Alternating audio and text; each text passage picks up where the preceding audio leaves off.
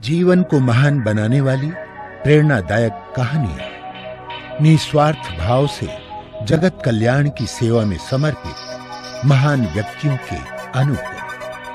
प्रजापिता पिताश्री ब्रह्मा एवं मातेश्वरी जगदम्बा सरस्वती के संग के रंग, ईश्वरीय यज्ञ इतिहास की झलकियां तथा परमात्म शक्ति अनुभूति से अपना जीवन श्रेष्ठ बनाने के लिए देखिए कार्यक्रम प्रेरणा। दीपक देता है रोशनी फैलाने की प्रेरणा, फलदायी वृक्ष देता है देने की प्रेरणा, मधुबन देता है महकते रहने की प्रेरणा, महान व्यक्ति देते हैं जीवन जीने की प्रेरणा। आओ प्रेरणा से दें हम सभी को प्रेरणा।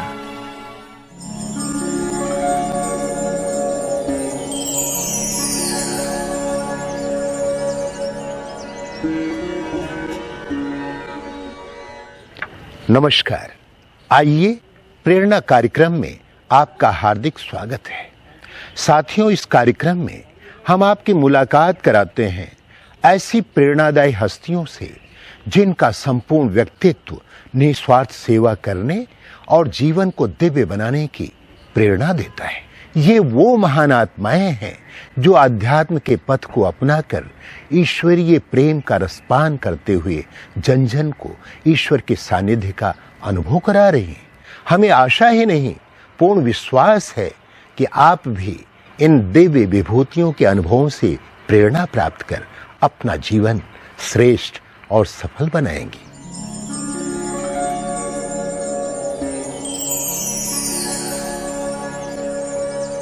महाराष्ट्र के उत्तर पूर्व में स्थित गोंदिया राइस सिटी के नाम से प्रसिद्ध है। गोंदिया विदर्भ के मुख्य जिले में से एक है।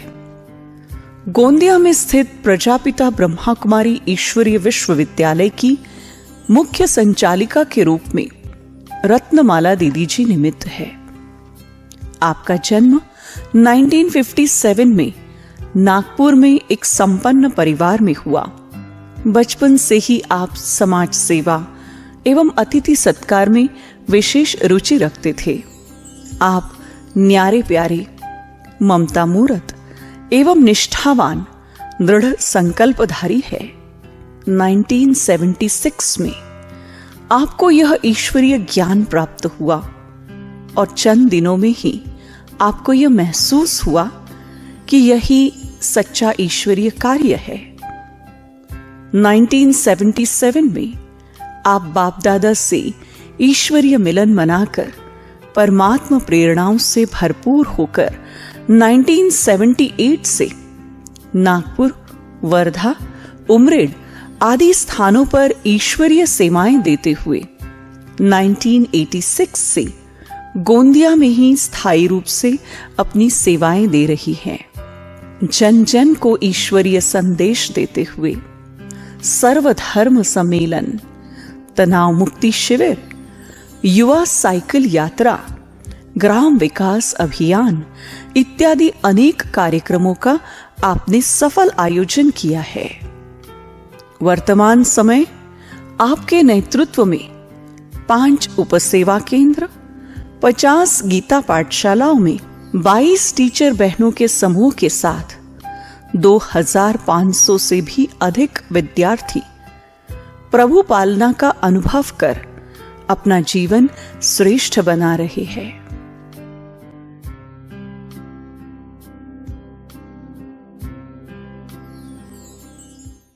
मेरे लौकिक माता पिता और भाई, 4 भाई थे, 3 बहनें, हम लोग थे और उन परिवार बहुत बड़ा था।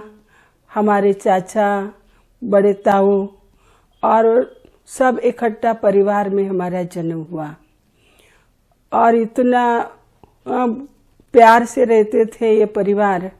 लेकिन हमको ये ऐसा लगता था कि कभी न कभी हमको भगवान प्राप्त हो, प्रभु प्राप्ति हो। उसके लिए हम देखते थे। हमारे दादाजी राम राम के भक्त थे, वह राम राम लिखते थे। तब हमको लगता था कि राम राम तो लिख रहे हैं, लेकिन ये सब हमको कब प्राप्त होगा। एक बार की बात है, जैसे जन्माष्टमी पर कन्या को, राधे कृष्ण को घर ले आते थे, तब हम पूरे रात जागते थे, बच्चे बच्चे खेलते थे। तब घर वाले हमको बोलते थे कि आप लोग 12 बजे कृष्ण आता है, झूले में झूलता है, आप देखना नहीं। हम बोलते थे क्यों नहीं देखना? नहीं, भगवान रुसता है, भगवान फिर प्राप्ति नहीं होती है, ऐसे कहते थे। तो हमको एक आश रहती थी भगवान को देखे, भगवान हमको मिले। मैं एक शांत होकर के देखती थी कि कब मिलेंगे भगवान। ऐसे करते करते समय बीतते गया, हम बड़े हो गए। तो एक बार हमारे लौकिक भाई 2 नंबर के वहाँ मार्केट गए थे। मार्केट में सब्जी और खेतों का बहुत सारा सामान लेकर के वहाँ पर बेचने गए। तो वहाँ पर एक माता मिले और उस माता ने कहा कि उसके पास लक्ष्मी नारायण का बैच था। लक्ष्मी नारायण का बैच था। तो भाई जी ने पूछा कि ये बैच का है, ये क्या है? तो कहा लक्ष्मी नारायण बनने की पाठशाला यहाँ पर खुली है और यहाँ गांधी बाग में ये ज्ञान दिया जाता है। तब भाई ने कहा अगर लक्ष्मी नारायण बनने का ज्ञान दिया जाता और आप लक्ष्मी नारायण बनने वाले हो तो ये गली गली क्यों, मार्केट क्यों घूम रहे हो? तो कहा मेरी बच्ची भी वहां पर है, आप जाकर के देखो। तो ऐसे किया। तो फिर भैया जाकर के वहां से आए, देख करके आए, वहां कोर्स भी किया होगा। और वहां से आने के बाद हम घर में आपस में बात करते थे मम्मी से कि वहां पर ब्रह्मा जी आए हुए हैं, ब्रह्मा की बच्चियां हैं, वो तपस्या करती हैं और वहां पर तपस्या करके लोगों को ज्ञान देती है। तो ऐसे करके मम्मी को सुनाते थे। हम बड़े भाई से ज्यादा बात नहीं करते थे। तो एक दिन मैंने कहा भैया से कि आप मम्मी को सुनाते, कभी हमको भी तो बताओ। तब भैया ने कहा तुम्हारा काम नहीं है, क्योंकि ये जो है ये तो उनका काम है कि जो कर सकते हैं। आप लोग तो इस दुनिया के फैशन में हो, क्योंकि घर की ये आदतें थी। भाई लोग बिजनेस करके जब दुकान से आते थे तो हमको होटलिंग, रात का भोजन होटलिंग में होता था और पिक्चर में जाता था। ऐसे तो बोले ये काम तुम्हारा है ही नहीं, तुम 2 दिन करोगे फिर नहीं करोगे। तो इस प्रकार से ये भाई हमको लेके नहीं जाते थे। एक दिन हमने कहा आपको लेके ही जाना पड़ेगा। तब हमको तो दिखा वो क्या है, हम जरूरी है कि वहां जाते बराबर ब्रह्मा कुमारी बनना होता है या फिर वो वैसे ही योगी बनना होता है। तो एक दिन कहा कि चलो आसपास पड़ोस के सभी बहनें, कम से कम हम बहुत बड़े परिवार के थे तो हमारी बहनें भी थी, पड़ोस के थे, हम कम से कम 10-12 बहनें वहाँ सेंटर पर गए। सेंटर पर गए तो वहाँ पर जो सुना, वहाँ का कोर्स किया। कोर्स होने के बाद हम धीरे धीरे देखते हैं कि सारी बहनें एक एक करके, कोई नहीं आ रहे हैं, सिर्फ मैं अकेली ही बच गई। लेकिन मुझे बहुत लगन बढ़ गई, मुझे तो जाना ही है। लेकिन एक था कि घर के बाहर तो अकेली जा नहीं सकती हूँ, तो पड़ोस के किसी न किसी को कहती थी कि चलो, कोई आने के लिए तैयार नहीं। तो आखिर में अपनी छोटी बहन को कहा तुझे चलना ही है, तो नहीं नहाती होंगी तो मैं सब कुछ तेरी तैयारी कर देती हूँ। जब मैं अपनी बहन को लेकर के रोज जाती थी, अब रोज जाती थी तो वो मुझे तो बहुत अच्छा लगा। उसके बाद में अब ये है छात्र की बात। उसके बाद जब हम लोग सब घर वालों ने देखा कि ये तो बहुत ही क्या करती है, लगन में लग गई है, ये शादी नहीं करेंगी, इसलिए यहाँ से नागपुर से इसको गांव में ले चलो। क्योंकि कहा कि ये भी ज्ञान में जाएगी तो इसकी छोटी बहन भी चली जाएगी। इसके लिए हमको क्या किया ना, अपने गांव में लेकर के गए, जहाँ पर नागपुर और कामठी के बीच गांव है, भिलगांव में। वहां पर कहा कि आप लोगों को ज्ञान में चलना ही नहीं है, तुमने इन लोगों ने ब्रह्मांड चढ़ा दिया है, ये लोग तो पागल हो जाएंगे, इसलिए इनको गांव में ले चलो। जब गांव में हम लोग 2 साल रहे हैं, 2 साल के अंदर हमने देखा कि हम पूरे नियम पर चल रहे हैं। हम लोग वहाँ पर देखते हैं तो पूरे तरह से लहसुन प्याज ये वो नहाना धोना सब कुछ करते थे। लेकिन एक बार हुआ क्या है कि हमने कहा इतने समय हो गया है, हमको तो कोई ज्ञान नहीं मिल रहा है, कोई ले जाने वाले नहीं मिल रहे हैं, सब विरोधी है, अब हम क्या करें। तो हमने कहा कि अब शिव बाबा से बात करा। शिव बाबा के तो हम तो रोज योग करते थे। हमने कहा तो सही में भगवान है ना, तो भगवान है तो हमको छुड़ाओ, यहाँ से लेकर के जाओ। ये अगर नहीं है तो फिर अगर नहीं छुड़ा रहे हो तो आप हो ही नहीं। हम भगवान से बात किया, फिर कहा कि नहीं ये कोई नजर नहीं आता है, आज से हम अपने नियम को तोड़ डालते हैं। हमने क्या कहा कि ठीक है, आज से हम लहसुन प्याज चालू कर देते हैं, खाना चालू कर देते हैं। जो ये घर वाले बोलते हैं शादी करना है, अब नियम तोड़ डालते हैं।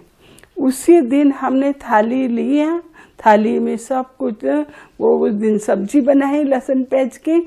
आज हमने संकल्प किया ये तोड़ना है संकल्प अपने ज्ञान के। उसी समय एक ब्रह्मा कुमार भाई आया और उन्होंने एक वहाँ पर गीता पाठशाला खोलने का प्रस्ताव रखा, और उसी समय हमारे लौकी घर में ही गांव में गीता पाठशाला खुल गई और हमारे माता पिता सभी ज्ञान में धीरे धीरे आने लगे और हमको धीरे धीरे करके बाबा की छुट्टियां मिल गई।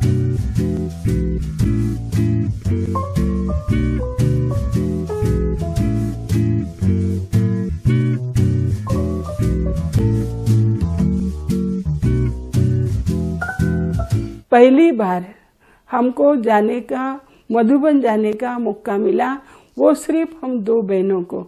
घर के लौकिक लोग इतने ज्ञान में नहीं चलते थे, इसलिए पुष्पा दीदी ने कहा कि सिर्फ आप 2 बहनें ही मधुबन चल सकती हो। तो हमको 77 में मधुबन जाने का मौका मिला। जब हम माउंट आबू जिस दिन पहुंचे तभी हमको तो ये लगता था, मैंने जो ख्वाब में देखा था राधे कृष्ण के साथ रास करना, और मैंने ख्वाब में देखा था मैं एक नई दुनिया में हूँ, मैं उड़ती हुई जा रही हूँ, मुझे कोई उड़ा रहा है और कहीं तो भी ऐसी नई दुनिया में लेकर के जा रहा है। सही में मैं उसी दुनिया में आ गई हूँ, मुझे वही अनुभव हो रहा था।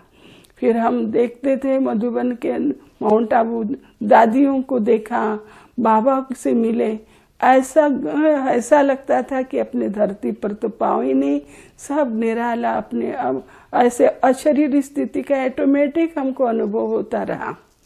बाबा से मिले, बाबा की दृष्टि ली, वरदान लिया बाबा का, और बाबा का पहला वरदान था, बच्ची संतुष्ट हो ना, तो संतुष्ट हो, संतुष्ट करने वाली हो। और दूसरे ही साल में और जाने को मिला तो बाबा ने विशेष एक वरदान मुझे दे दिया, और बाबा की दृष्टि ही पड़ते ही बाबा ने ये अनुभव कराया, बच्ची तू योग युक्त होकर के योगी बनाने वाली हो ना। बाबा ने इसे हाथ पकड़ा हुआ था, हाथ में टोली रखी थी, और बाबा ने इसे हाथ पकड़ा और यही कहा कि ऐसे ही है ना, योग युक्त होकर के योगी बनाने वाली हो और चुप रह करके सबको चुप कराने वाली हो। जब तक बाबा ने हाथ ही नहीं छोड़ा, जब तक मैंने बोला नहीं, बाबा मुझे बार बार कह रहे ऐसी है ना, ऐसी है ना।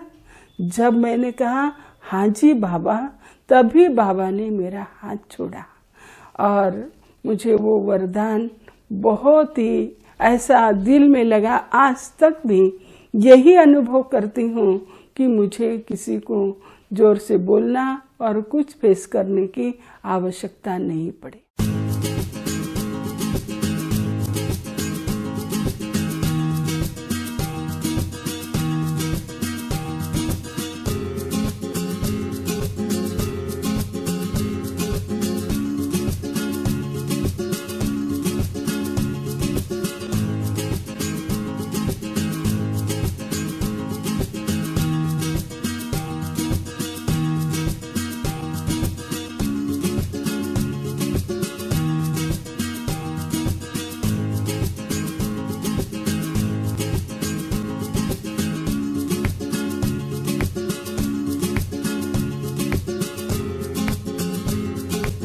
और जहाँ भी मधुबन में तो हर पल हमको यही अनुभव होता था, बाबा हमारे संग संग हैं।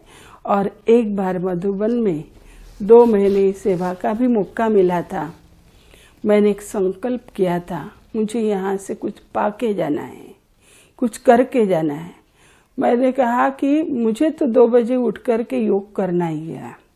मैं ज़्यादा करके बाबा के कमरे में और बाबा के कमरे से बाबा की कुटिया में 2 बजे उठ करके योग करते रहे।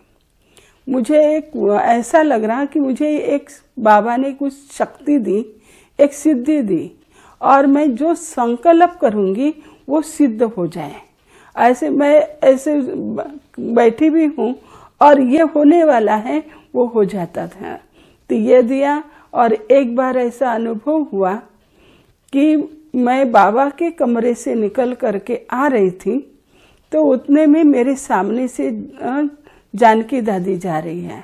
जानकी दादी, ऐसे हम खड़े होकर के दादी की दृष्टि लेने गए, तो दादी ने वैसे ही मुझे ऐसा पुचकारा और गालों पर हाथ रख के पुचकार के कहा, वहाँ बस ऐसा दृष्टि दी। तब मैंने कहा कि बाबा ने मुझे धन्य धन्य बना दिया है।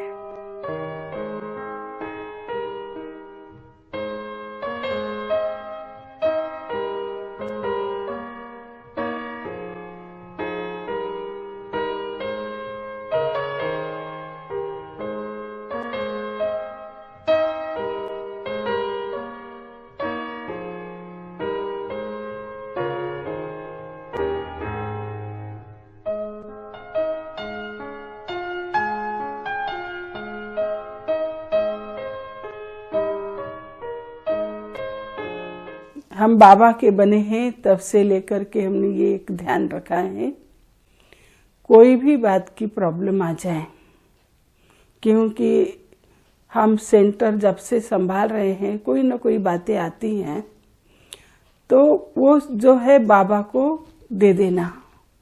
हाँ, उसी समय बाबा के कमरे में बैठ कर के एक ही संकल्प करते हैं, बाबा ये आपका है, आपका घर है, आपकी सेवा में हम हाजिर हैं, आप हमारा जीवन जो है आपके ऊपर समर्पित है।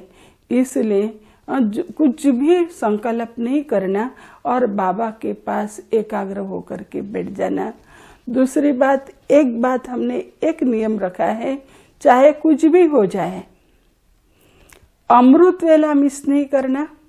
स्टेज पर बैठ करके अमृत वेले का योग करना, ये मैंने अपने अंदर धारणा रखी है। दूसरी बात है, कुछ भी हो जाए, सवेरे की मुरली हो सके तो मैंने ही पढ़ना है, और किसी ऐसे नहीं कि मुझे थोड़ा सा तकलीफ है तो दूसरे पढ़ ले, वो भी मैंने अपना। और नए कोई भी आए उनको वापस नहीं करना, कभी देरी नहीं करना। कभी क्या होता है कि कोर्स वाले आएंगे, वो मुझे पसंद नहीं है कि वो बैठे रहे और हम बहनों का इंतजार करते रहे।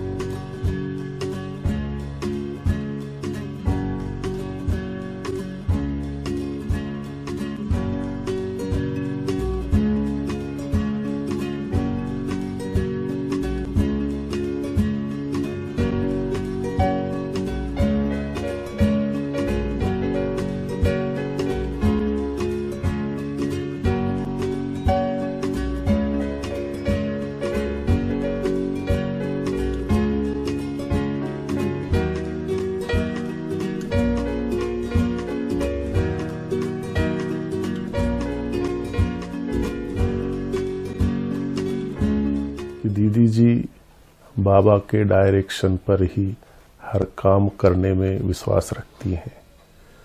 सेवाओं में जो भी संकल्प वो लेती हैं, वो सेवाएं अभी तक मैंने देखा है कि उनके संकल्पों के मुताबिक सफल सिद्ध हुई है और कभी भी कोई विघ्न नहीं आया। मैंने दीदी जी को देखा कि जितना ही बड़ों को सम्मान देते हैं, उतना ही हम छोटों को भी बहुत प्यार देते हैं।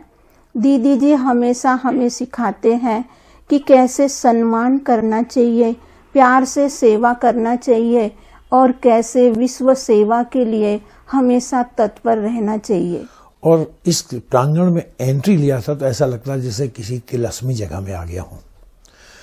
और जैसे ही हॉल में प्रवेश किया तो हमारी रत्नमाला दीदी जी सबको रक्षाबंधन बांधने दी, राखी बांध रही, तो मैंने भी लाइन में राखी बंधवा लिया।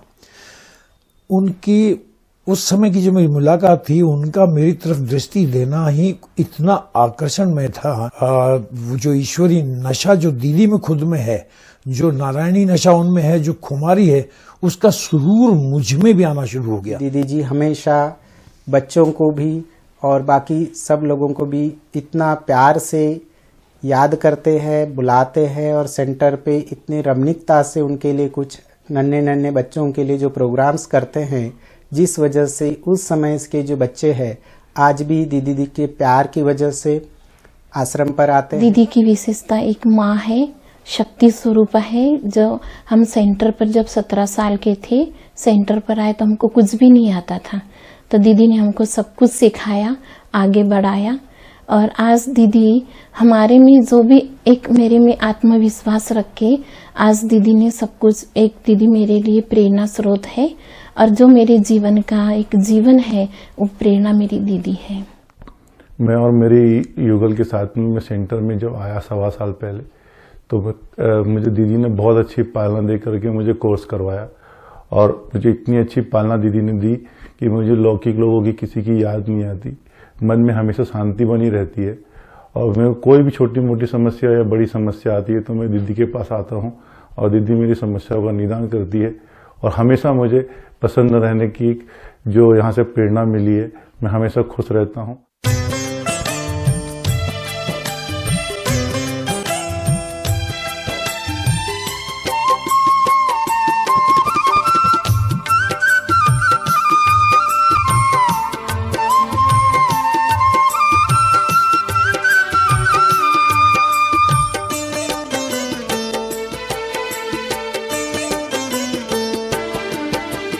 मन में बसा है बाबा, बस एक तेरा ही प्यार।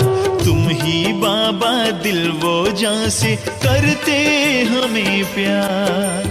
मन में बसा है बाबा, बस एक तेरा ही प्यार। तुम ही बाबा दिल वो जान से करते हमें प्यार। कैसे भूले हम तेरे उपकार, कैसे भूले हम तेरे उपकार।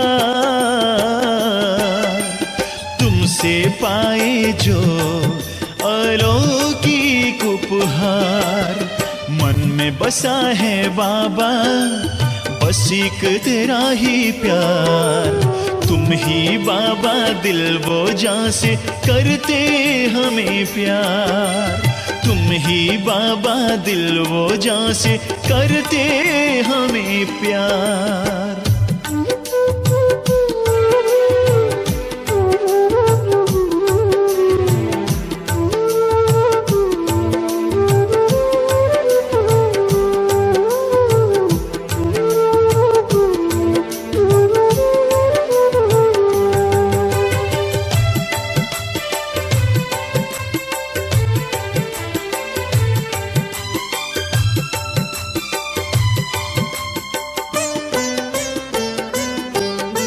सिवा तेरे अब कुछ ना लागे अच्छा। मन में है तुझको बिठाया,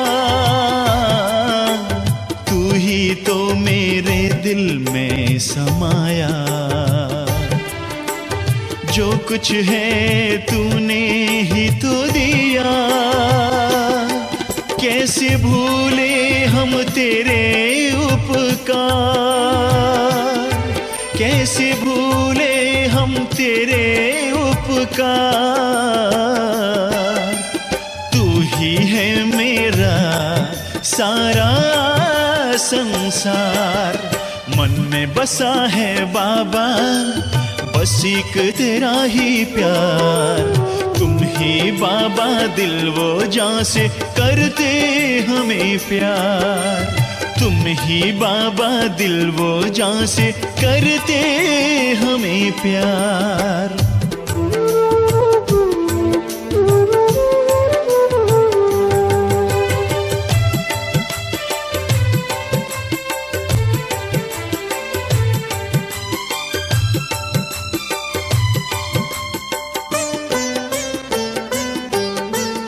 मन में सात सुरों की सरगम साजे, सा सा सा गा गा गा पा पा प नी नी नी आ। मन में सात सुरों की सरगम साजे, जैसे सावन में पपीहा नाचे। तेरे यादों में मन खुशियों में नाचे। देने को कुछ रहा न कुर्बा तुझ पे, कैसे भूले हम तेरे उपकार, कैसे भूले हम तेरे उपकार। ये है शिव साजन की आने की बहार। मन में बसा है बाबा बस एक तेरा ही प्यार। तुम ही बाबा दिल वो जान से करते हमें